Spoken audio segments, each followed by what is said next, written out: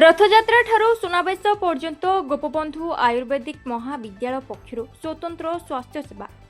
पवित्र रथयात्रा ठारू आरंभ करी सुनावेश पर्यंत पुरीर गोपबंधु आयुर्वेदिक महाविद्यालय पक्षरु श्रद्धालु और रोगी मानकु समस्त प्रकार चिकित्सा सेवा जोगाई दिया जायछि।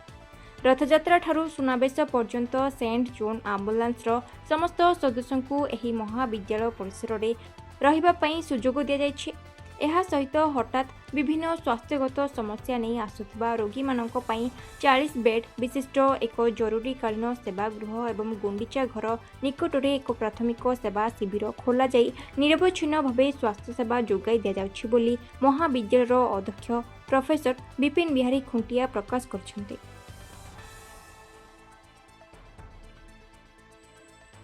पुरीरू मनोज कुमार बलियार सिंह रिपोर्ट, जिला खबर।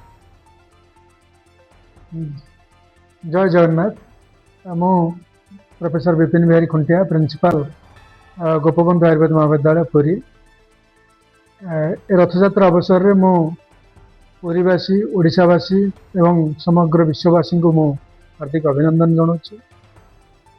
आम अनुष्ठान तरफ आम रथयात्रा पूर्व बहुत प्रस्तुति करूँ।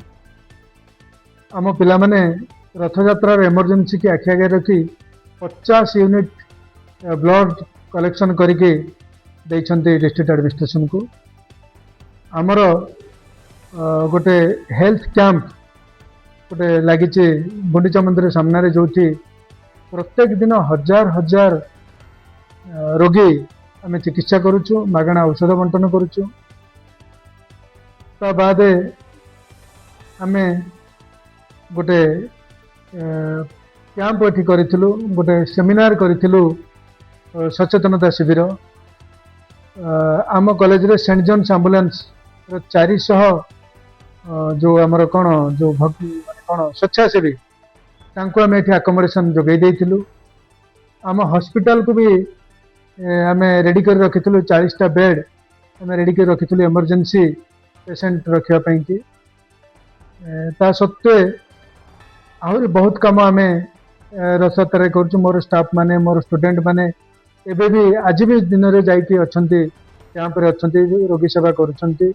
पुणी थरे मु समस्त काम करुछन। तेणु ए जो आगामी बाहुड़ा अछि, सुनावेश अछि, नीलाद्री विजय अछि, ताकू आखि आगे रखी मोर डाक्तर माने, मोर छात्र माने, मोर पीजी स्कॉलर माने, मोर हाउस सर्जन माने समस्त लागि पड़िछंती। जे कोनसी भक्त आसुछंती, जदि काहार किछि स्वास्थ्य समस्या रहउछि आपण माने आसंतु। मोर स्टॉल पड़ी सेठी आपण माने देखा करंतु, बा मोर कॉलेज एठी अछि, आपण माने आसंतु। ओपीडी रे आईपीडी रे आपण माने को निश्चित भाव रे जहां हमर सुविधा अछि ताको जोगे दिया जिवो। धन्यवाद।